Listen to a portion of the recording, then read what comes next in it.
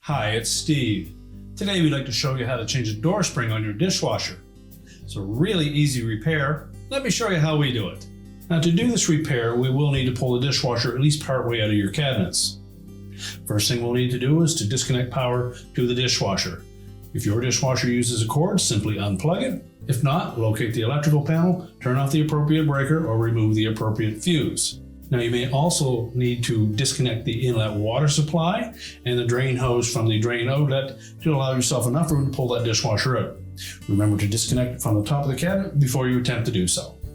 Now, with the dishwasher partly removed from the cabinets, we now have access to the door spring. If yours is still intact, you'll need to disconnect it from the cable link to the actual hinge. If it's missing, you need not worry about that. Just make sure that the link is still in place. Also, make sure that the door is latched safely shut so that it doesn't open inadvertently on you. So if the spring is still intact, you'll need to release it from that link.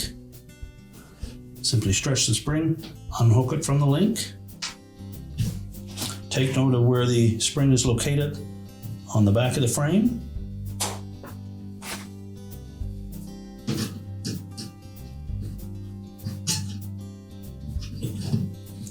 Attach the new spring in the same hole, stretch it slightly, and attach it to the link. Anytime you replace a broken door spring, you should check both sides, as the tension may be off on one of them and you may need to replace both at the same time. Now that you have the spring in place, we're ready to push the dishwasher back into the cabinets. Now that we have the dishwasher pushed back into the cabinets, we can secure it to the countertop.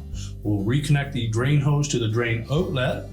We'll also reconnect the inlet water supply if you've disconnected it, as well as the electrical supply to the junction box.